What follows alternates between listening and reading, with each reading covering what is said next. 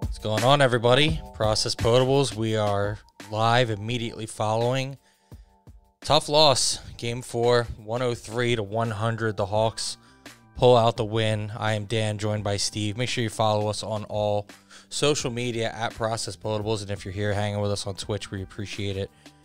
Hit that follow button if you want so you can be notified when we are live on here. Steve, just talk to me. Talk to me about this game, how you're feeling.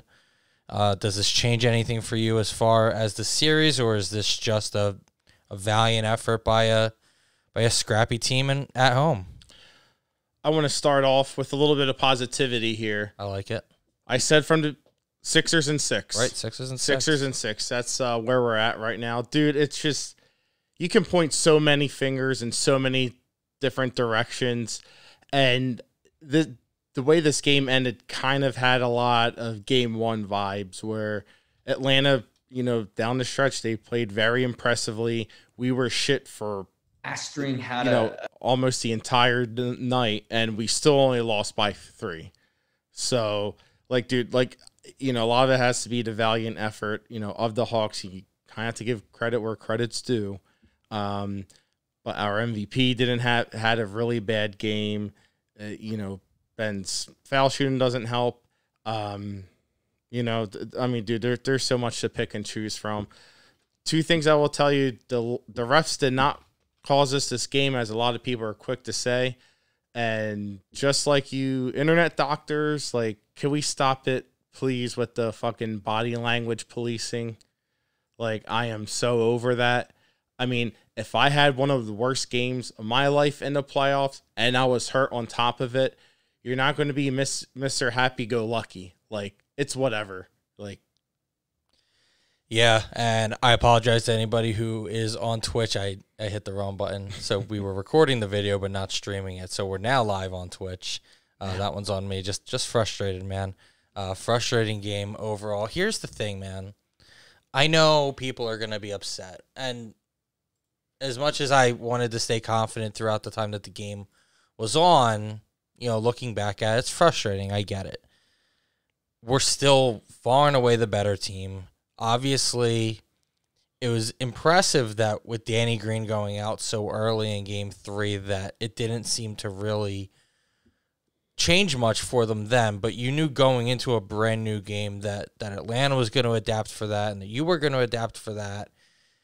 And I don't think that, Korkmaz didn't have a great game. I don't think he was a problem whatsoever, and people are probably going to point him out above anybody because it's the easy thing to do, but I don't know how to explain why they looked so sluggish in the third. The third quarter is really what it comes down to, and this was an Achilles heel for this team in past seasons, and this year it seems like they had flipped that around, and the third quarter was generally a very good quarter for them. Yeah.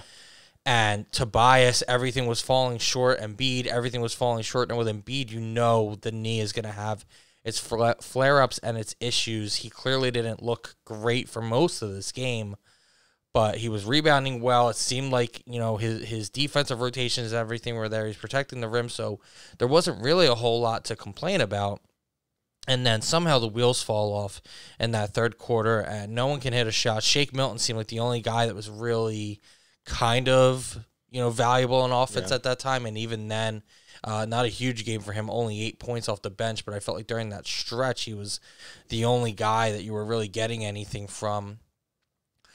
I think we talk a lot when we talk about Ben Simmons. We talk about how he comes out very aggressive and he tends to score a lot more in the first half than the second half, and he hunts out mismatches and drives more in the first half than the second half, and so on and so forth. I feel like, I'm not saying this is a criticism, it's just an observation, but I guess technically it's a mild criticism. I feel like for most of this postseason, as good as Tobias Harris has been, it's been a lot of the same with him in that regard. He plays so much better to me in the first half than the second half. And I just need to see, you've got to win 2 of the next 3. I need to see him in at least one of those games be a dominant second half player. It seems like the same thing. He comes out with a full head of steam.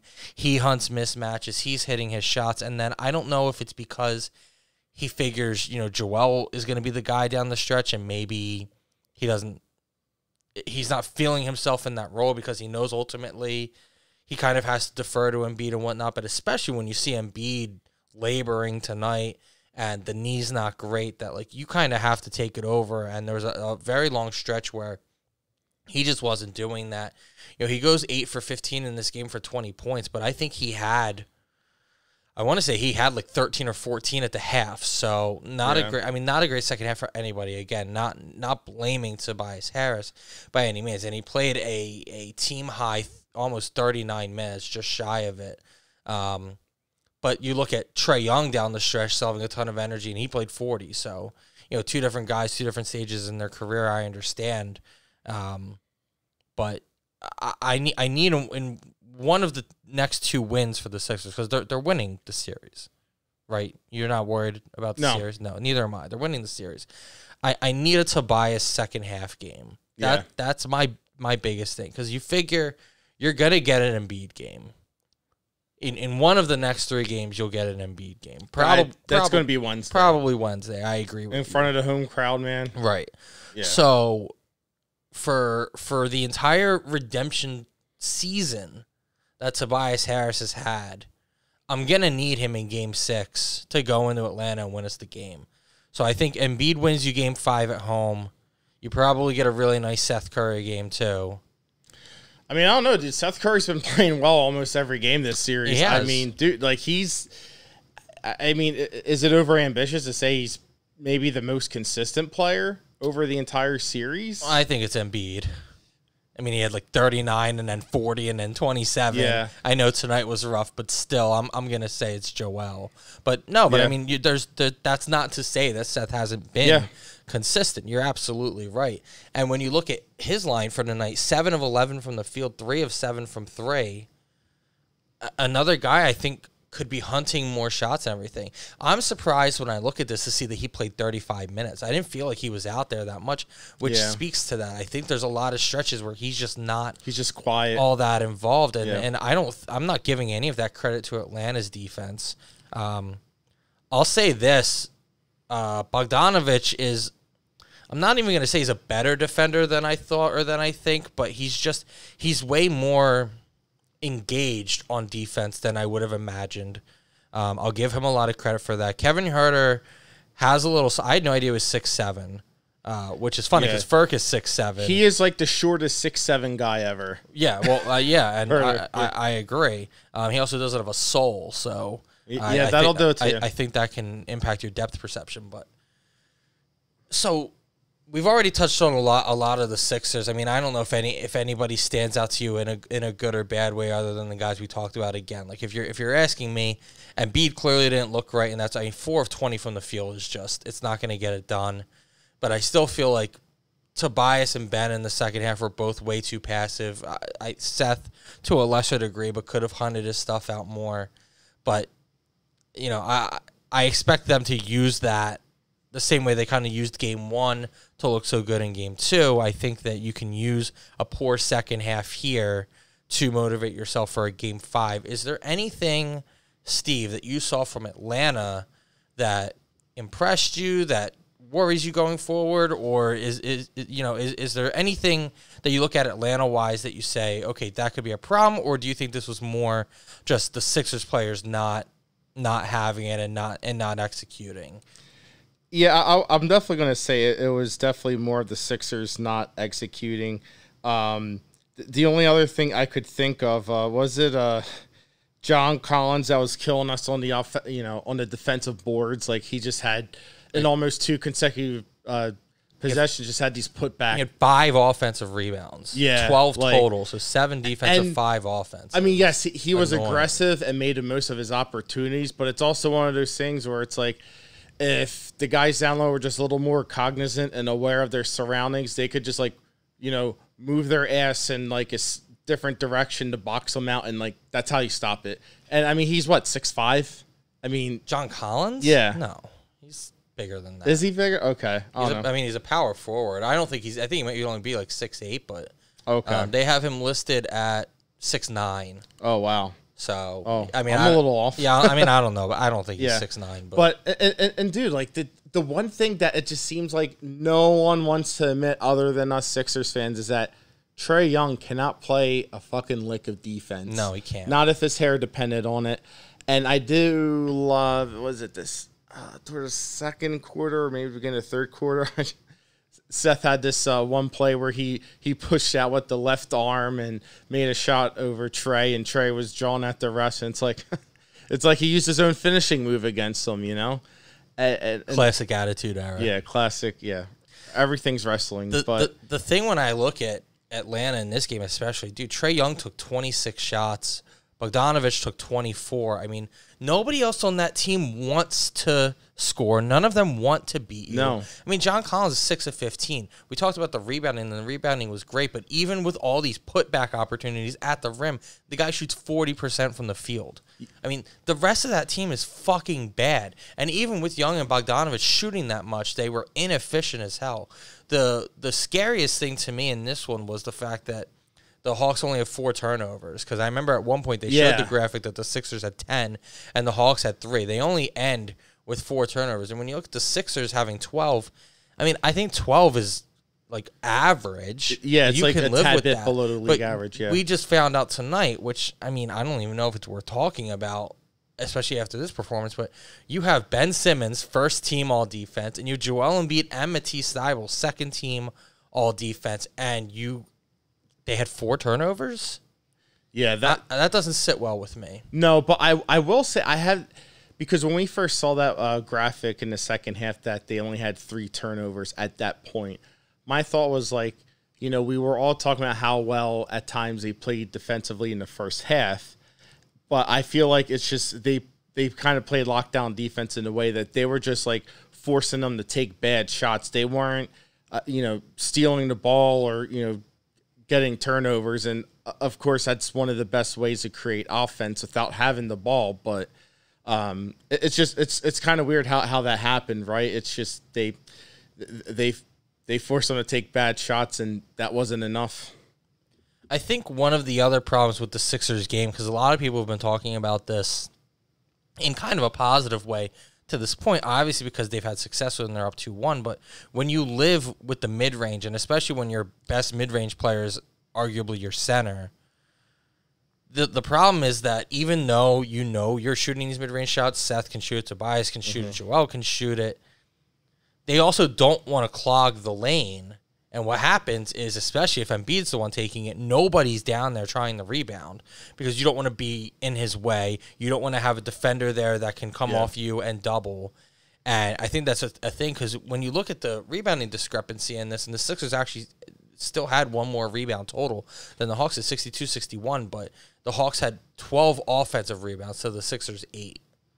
And I think that says a lot about the fact that the Sixers just don't get those opportunities. And when you look at who got them, Dwight had 3, Ben had 3, Joel had 2. So nobody else on the team with a single offensive rebound. The guy that stands out the most to me is Tobias Harris, because Tobias Harris is really, your small forward or power forward, whatever you want to call it, depending on the lineup and depending on who he's out there with. But he's had a good series rebounding until tonight. Only 5 boards in this one, all defensive.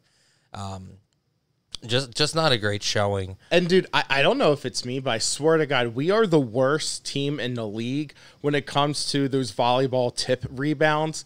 Like, it just almost seems like every other time when Simmons, taps the ball to someone, it's to the completely wrong person. I don't think I agree with that. Like, you could be right. I don't know. I'm probably alone on that island, but it's just like there's at least 3 or 4 times I'm like, just grab the fucking ball and Well, okay. Well, so there's 2 different thoughts there. I think that they should just focus on getting the rebound instead of doing the tip thing. Yeah, I'm with you there.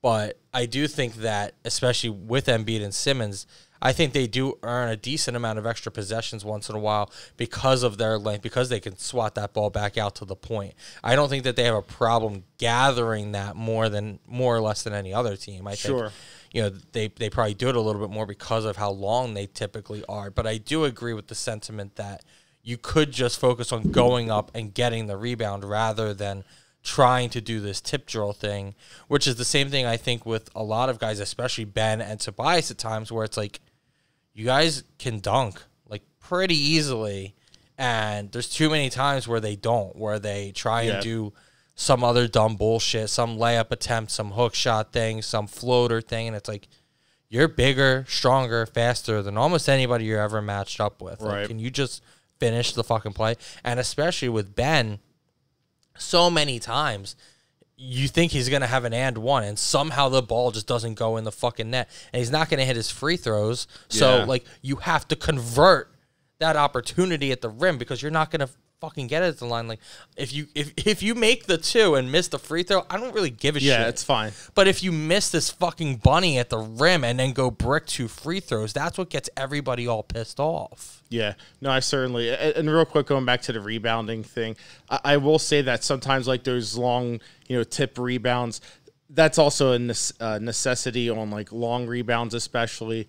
But there's this one play that sticks out where Dwight Howard kind of did it. I'm like, dude, you're right in a post. Like, the ball's right there. Just grab it, go back up, try to get fouled. But I mean, more importantly, Ben Simmons, needing to be aggressive, going to the basket, and just, it drives me nuts. It just seems like it's almost like these, like we said the other day, ebbs and flows maybe, or just fits where Simmons, he goes to the basket and then just wants to pass out of it every time. And then sometimes it's like he goes to the basket and just he's drawing the contact but not making these bunnies.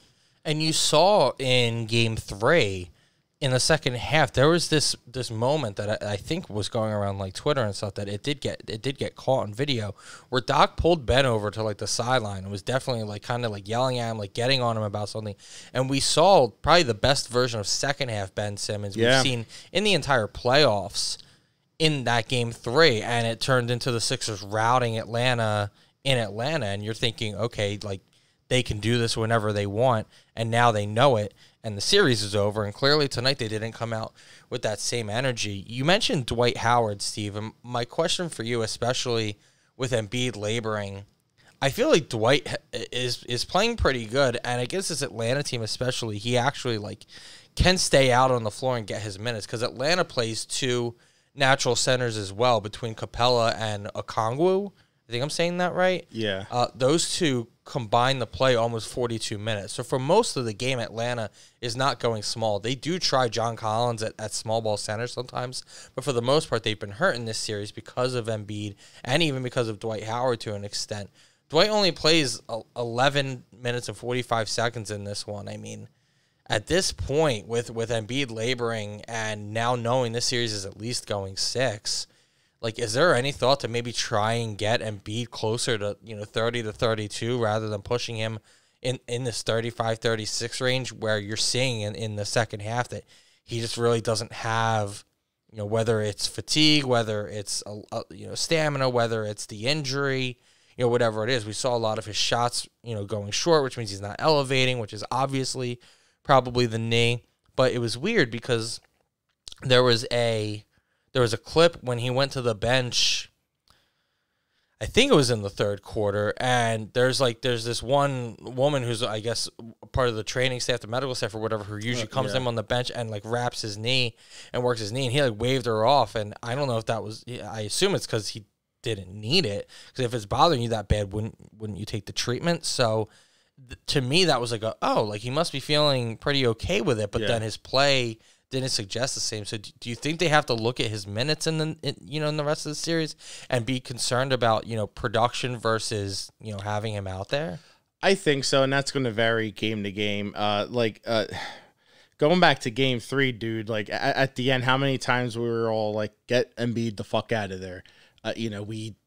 With the lead and everything. Yeah, he was out there way too long in that game. Yeah, so I mean, sometimes it's just, it always seems like they're not pulling the trigger early enough, or they're waiting way too long to take him out of the game. And I mean, listen, Dwight's our only option in the playoffs, backup center. I mean, if we have B-ball Paul, as much as we all love him, if he's getting meaningful playoff minutes, that's a really, really bad sign.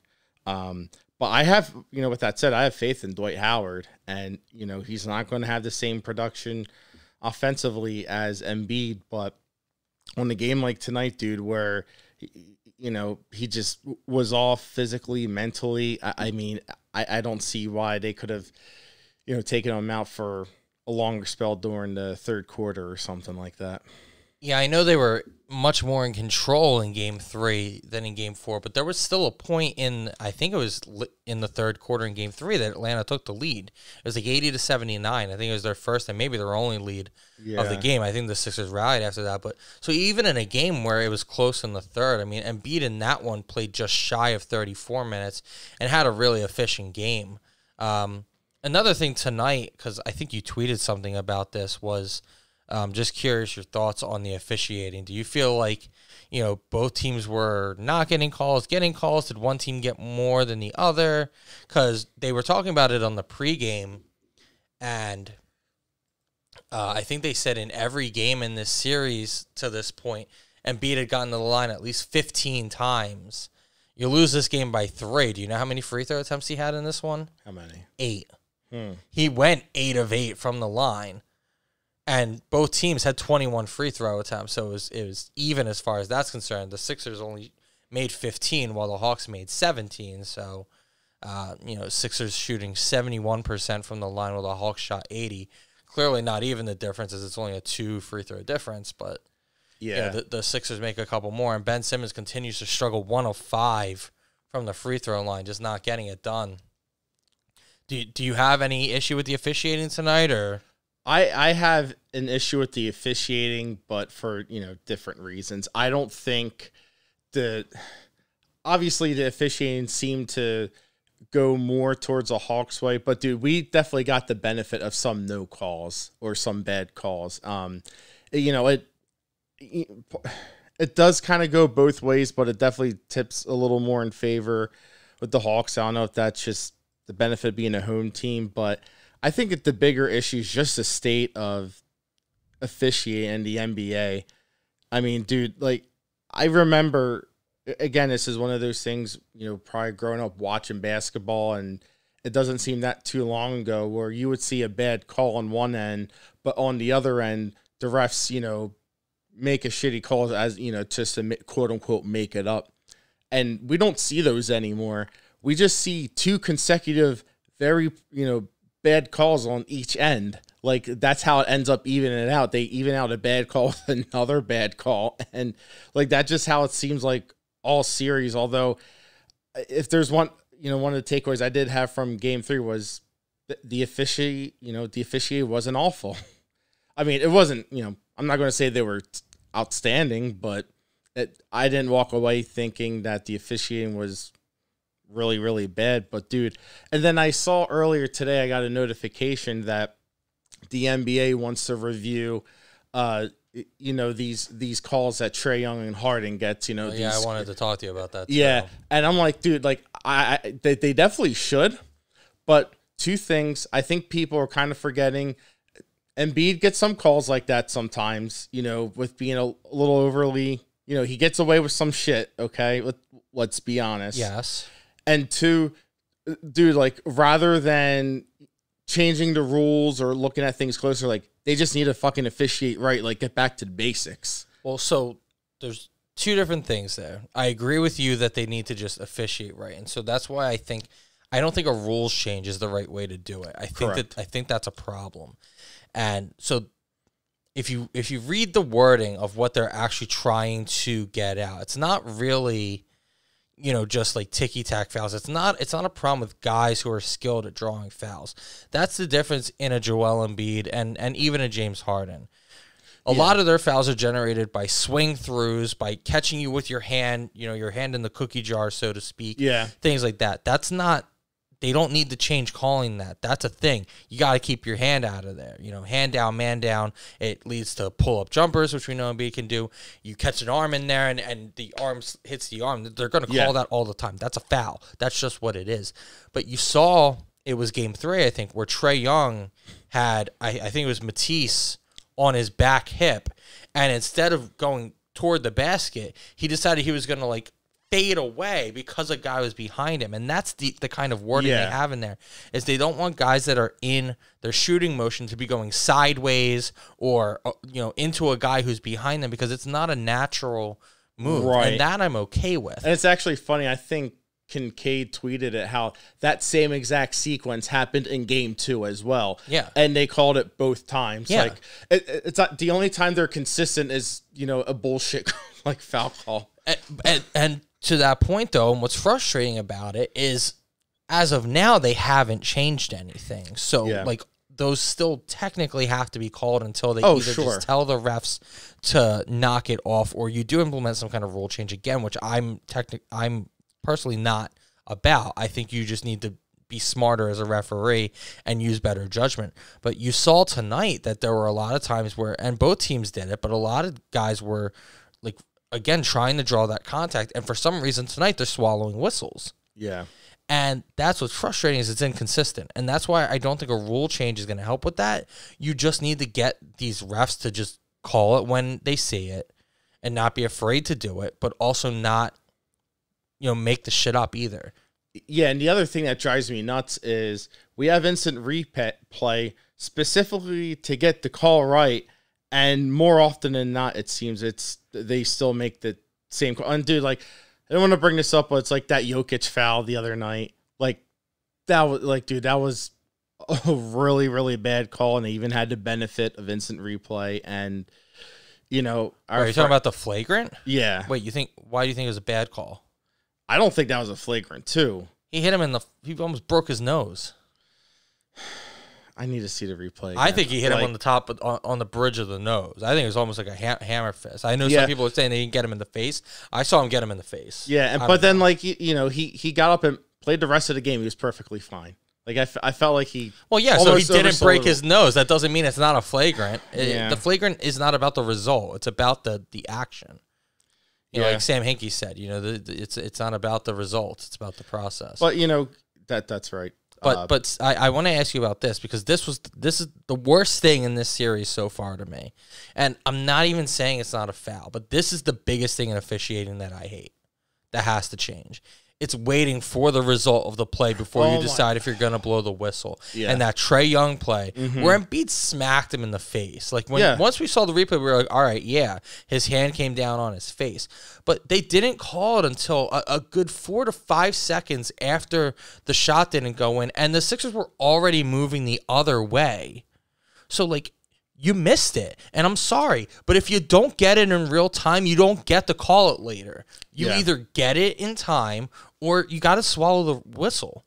Yeah, and if there's any kind of rule change for me, that's something I would implement. It's something that says that, like, if you don't blow the whistle within 2 seconds of the occurrence, right, it can't be called. And if a coach thinks that you did that, they should be able to challenge it, and they should be able to say, no, you missed it.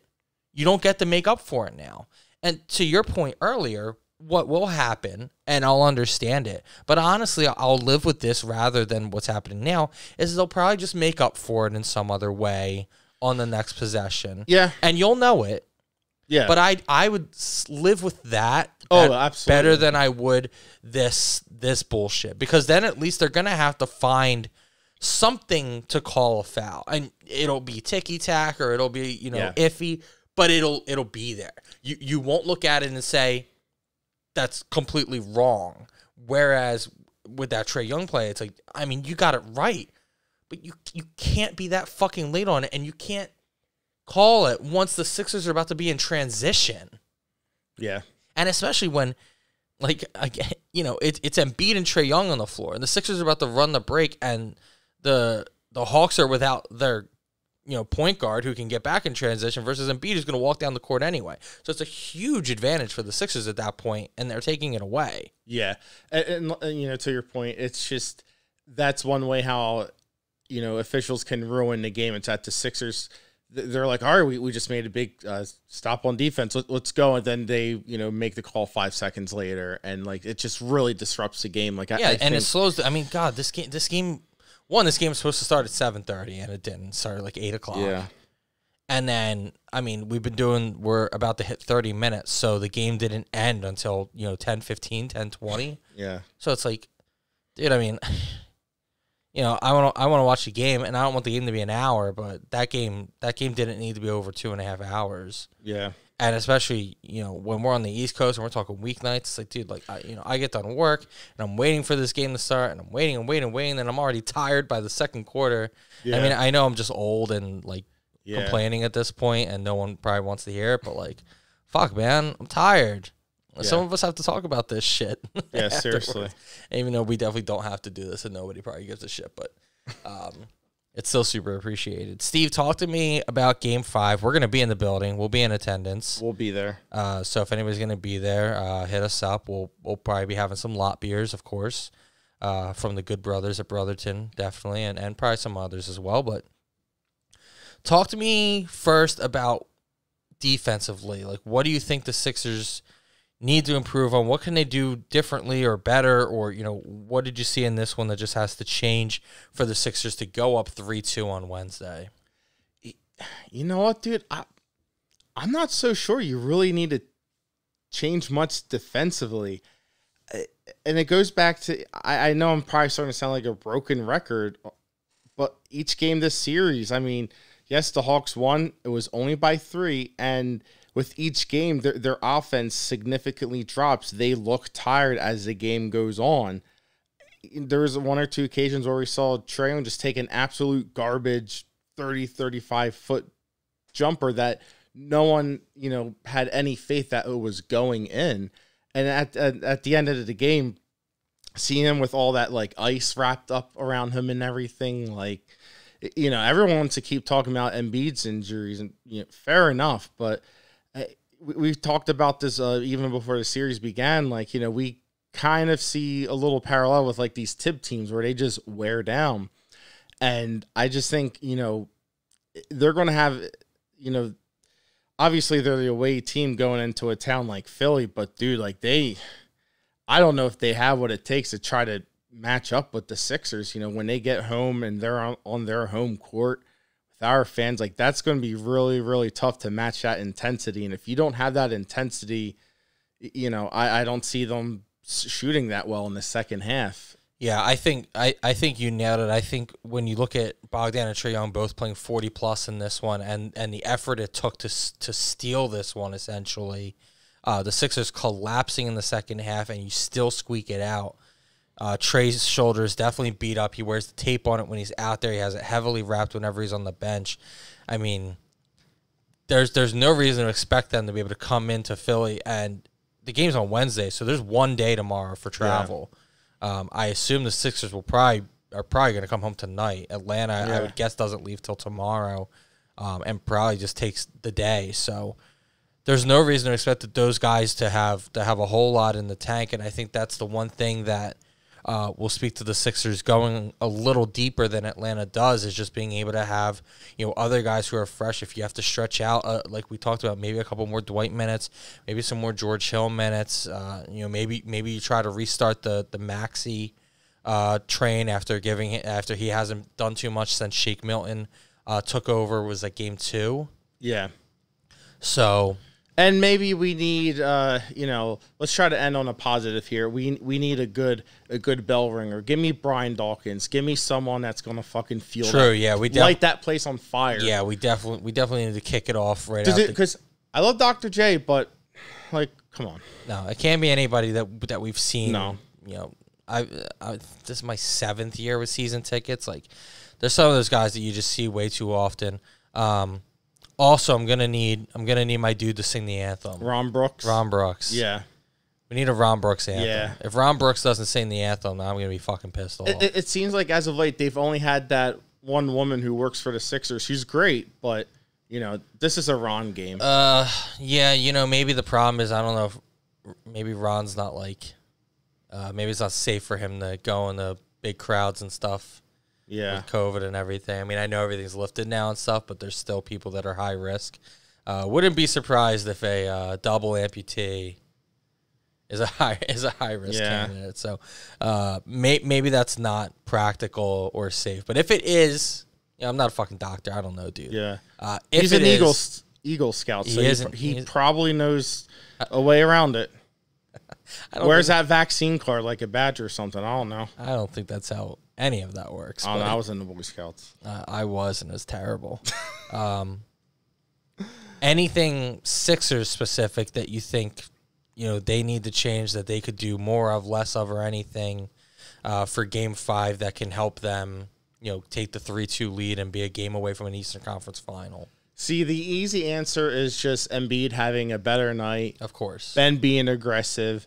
But here's something. I think we touched on this earlier with Ben and Tobias being passive at times and, obviously not being aggressive enough.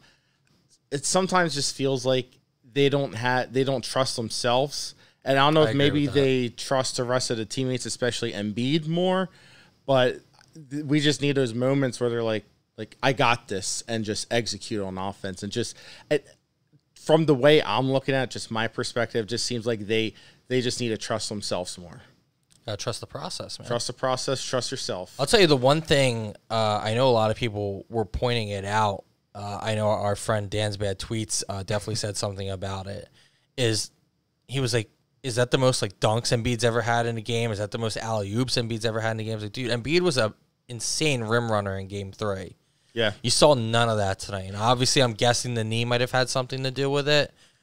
I need him or Ben, one of the two, or if you have to play, I need more lobs to the hoop. You saw Atlanta throw 15 fucking lobs, and they only converted maybe 8 or 9 of them. Yeah. But they had a ton of them. They throw so many. You've got to match that energy. I know it's only 2 points, and you can get 2 points any number of different ways, but the momentum swing, the energy, and again, you talked about it, being in Philly, being with that crowd, man, if you come out in the first quarter and you get 1 or 2 nice, Ben to Joel dunks early, you're going to light the place on fire. Yeah, and dude, that's something Dwight Howard can do. He can. He's probably the best. Yeah. He had that one-handed one tonight. It's the only one I think they had in the whole game, it felt like. Yeah.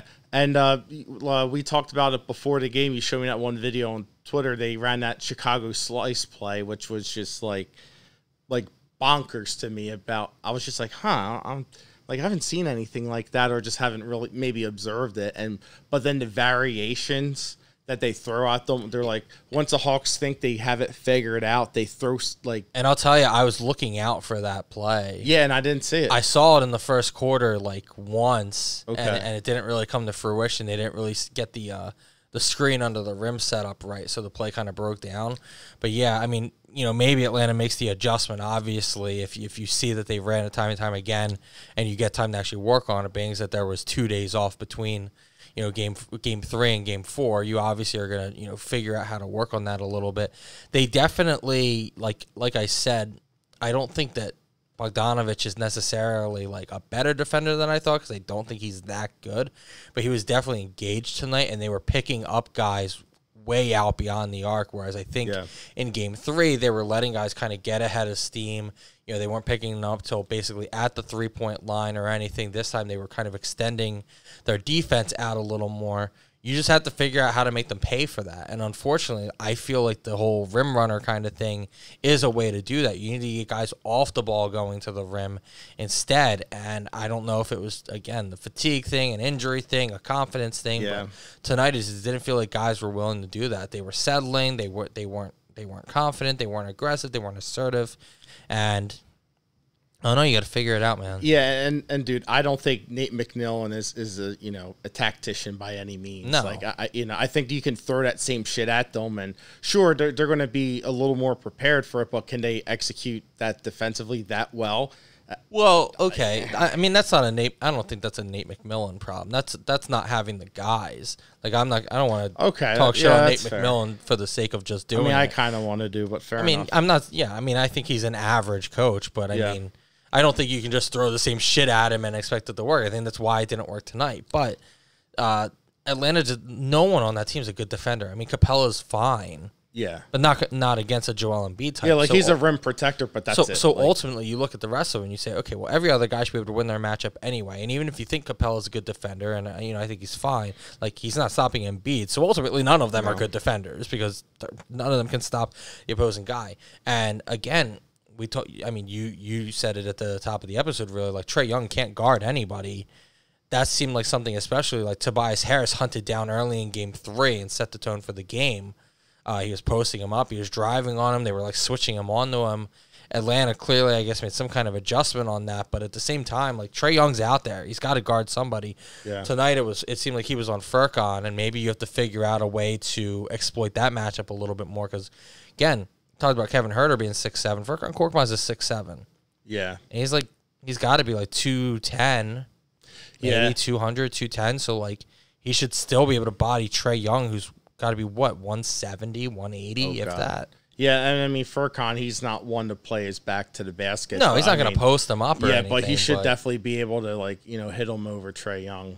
Yeah. So, yeah, and in that example of that Chicago slice, there is one where it's the second option on the play if it doesn't come to fruition on the first way, where Embiid set the screen and did the dribble handoff to Furkan, and Trae goes over the top of it. He tries his best, but he's not big enough to contest the shot, so Furk still hits an open 3 on the move. Yeah. So you can get that look. So something definitely to look at for sure. So, yeah, I mean, listen, I was confident going into it. It sucks that they lost, but it's Sixers. It's Sixers and 6. It's okay to be angry, but don't lose your faith. It's Sixers and 6. It's Sixers. You're allowed to be mad. You are allowed to be mad. Just don't. Unless you have not mad in your handle, then you're probably not allowed to be mad. You can have madness, but not cowardice. Madness, not cowardice. That could be an episode title. Yeah. Okay. Madness, not cowardice. I like it. All right, well, we'll leave it at that. So be mad all you want. Get it out of your system. Tomorrow, you got to cut that shit out, though. Don't be a fucking coward. Once you go to bed, you got to shut that shit down, people. So appreciate everybody who tuned in on Twitch. Appreciate everyone listening to the podcast. Make sure you follow us on all social media at Process Potables. If you use DraftKings Sportsbook, or if you, more importantly, don't use DraftKings Sportsbook, decide you want to, use promo code TBPN. You get a special bonus offer, and you do support the podcast. Follow Steve on Twitter at SWJones87, myself on Twitter at Dan Says That. Thanks, everybody, for listening, watching, whatever the hell you did. Sixers and 6. We will talk to you. I don't know when we're going to pod, because we're definitely not going to do it after Game 5, because I'm going to be very drunk. But you'll get plenty of content off our social media, I'm sure. So tune in for that. Thanks, everybody, and trust the podcast.